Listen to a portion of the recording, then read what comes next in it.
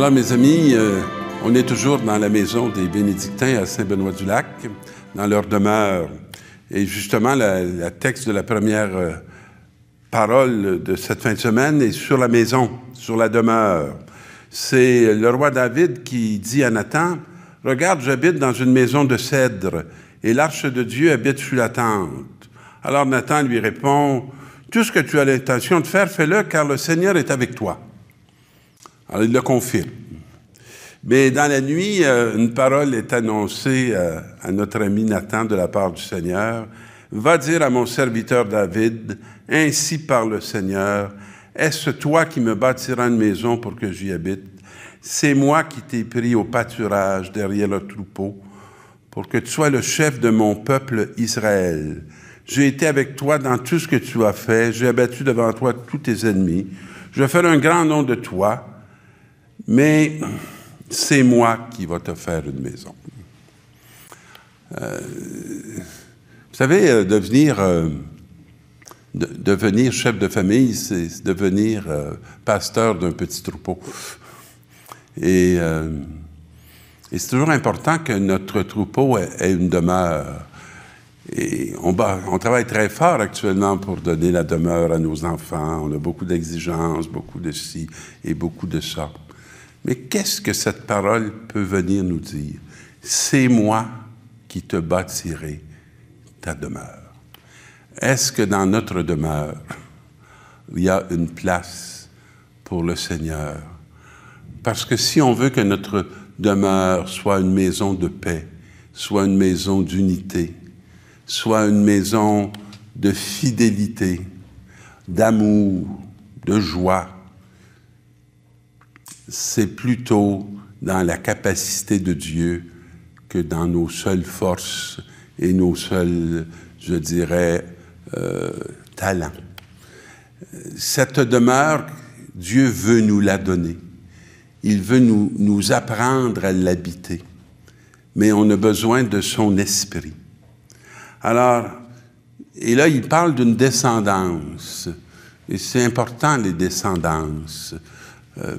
Vous savez, moi, je ne peux pas penser que j'aurai une grande descendance selon la chair, mais j'ai l'espérance d'une grande descendance selon l'esprit et d'une fécondité qui ne part pas d'abord de moi, mais d'un don extraordinaire que j'ai reçu, celui de l'Esprit Saint. Et dans cette belle parole que Dieu adresse à David, il lui dit, « Ta descendance va être stable. Je serai pour lui un père, il sera pour moi un fils, et ta maison et ta royauté subsisteront toujours devant moi. Ton trône sera stable pour toujours. » Alors, c'est une belle espérance que de croire que Dieu veut bien établir la demeure pour que nous y logions dans une grande paix. Et dans la deuxième lecture, gloire à Dieu qui a le pouvoir de vous rendre fort conformément à l'Évangile. Oui, voilà le mystère qui est maintenant révélé. Il était resté dans le silence depuis toujours, mais aujourd'hui, il s'est manifesté. Alors, mes amis, comme c'est intéressant de pouvoir s'intéresser à ce mystère, parce qu'il n'est plus caché, il est révélé, il est au milieu de nous, et même depuis 2000 ans qu'il nous visite, qu'il se fait entendre, qu'il s'offre et qu'il se propose. Alors, par ordre du Dieu éternel et grâce aux écrits des prophètes, ce mystère est porté à la connaissance de toutes les nations pour les amener à l'obéissance de la foi. Et je vous ferai remarquer que ce n'est pas de l'obéissance de la loi, mais l'obéissance de la foi, ce qui n'est pas tout à fait la même chose. La foi, ce n'est pas une règle, c'est une promesse qui est accueillie et qui est reconnue. La foi, ce n'est pas quelque chose qui se fonde sur une autorité légale, mais elle se fonde sur une relation avec quelqu'un, une relation de confiance. Gloire à Dieu, le seul sage, par Jésus-Christ pour les siècles des siècles. Amen. Ça vaut la peine de méditer cette parole. Et dans l'Évangile, c'est un évangile qui a changé ma vie. C'est un évangile avec lequel je fais route depuis fort longtemps. L'ange Gabriel fut envoyé par Dieu dans une ville de Galilée, appelée Nazareth, à une jeune fille, une vierge accordée en mariage à un homme de la maison de David appelé Joseph. Alors, on se retrouve dans les prémices de la Sainte Famille, où on va nous dire qu'il était accordé en mariage. Il n'était pas encore marié. Mais ils étaient en train de se réjouir de ce plan qui apportait beaucoup de lumière et beaucoup d'espérance dans la vie de ce jeune homme et de cette jeune fille. Mais on dit que soudain, l'ange fait irruption chez Marie. Parfois, on peut être dérangé par des gens qui nous arrivent sans qu'on les ait invités ou sans qu'ils nous aient prévenus de leur arrivée.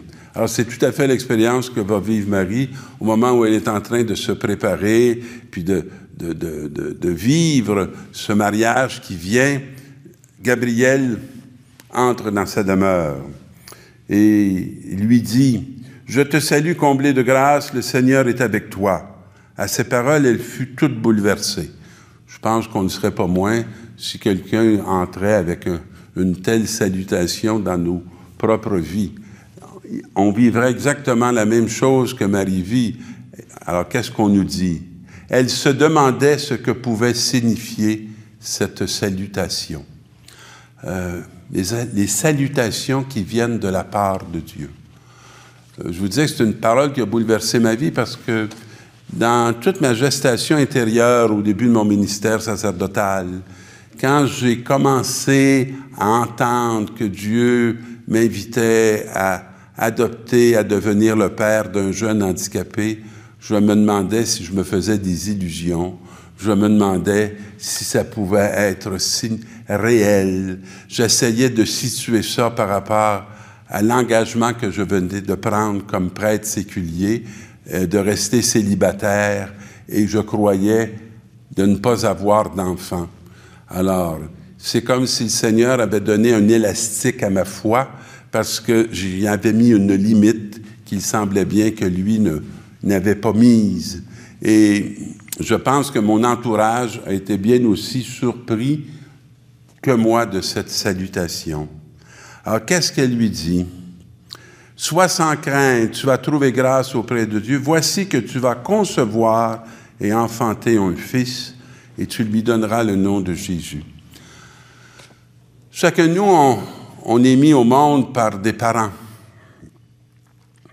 Ce que moi j'appelle la première naissance. Mais nos parents ne peuvent jamais mettre au monde le Fils de Dieu que nous sommes, l'être de Dieu que nous sommes.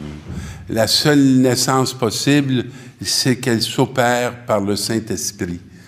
Sinon, on n'en reste qu'à la première naissance et on passe à côté de la deuxième, où se trouve cachée toute notre mission, toute notre vocation, tout l'appel que Dieu va nous adresser personnellement.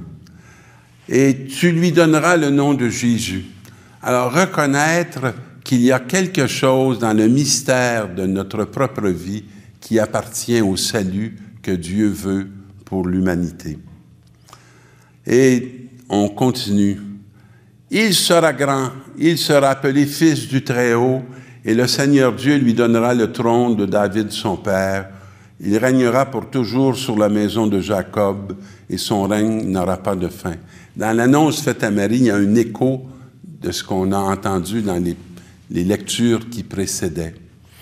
Prendre le trône de David, je ne sais pas quelle image ça évoque en vous, mais pour moi, le trône que Dieu nous propose n'est jamais le trône des grands, mais le trône des petits, capable d'être obéissant, capable de se mettre sous la lumière qui vient de Dieu pour donner une direction à notre vie qui s'en va quelque part et qui s'en va vers la vie éternelle.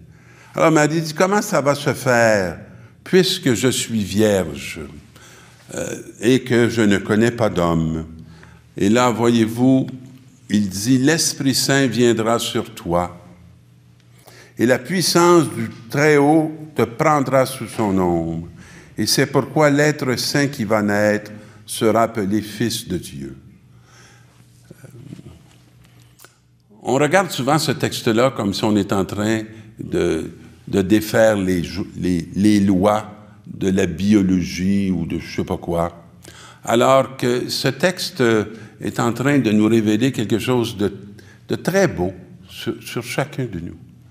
Vous savez, lorsqu'on devient prêtre, pensez-vous qu'on devient prêtre par nous-mêmes?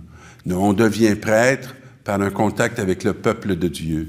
On devient prêtre par un appel qu'on a entendu de Dieu, par un appel qui a été confirmé par un évêque, donc par une église, par un peuple rassemblé. Et si on devient saint, c'est parce que l'Esprit Saint nous donne de nous mettre dans un rapport qui n'est pas un rapport, je dirais, unilatéral, qui n'est pas de l'ordre d'un pouvoir qui nous serait personnel, non, mais d'un pouvoir qui appartient à l'Église. Ce même pouvoir, il est donné à tous les couples, parce que en vous mariant, vous pouvez vous sanctifier, mais vous pouvez vous donner, si vous ne vous mettez pas sous l'action de l'Esprit. Et le même mystère qui est exprimé ici est réel dans votre propre histoire. Je vous invite à méditer cette parole, non pas comme quelque chose qui est contre nature, mais comme une réalité qui est tout à fait de la nature de l'esprit. Et elle dit, « Voici qu'Élisabeth, ta cousine, a conçu elle aussi un fils dans sa vieillesse, et elle en est à son 6e mois.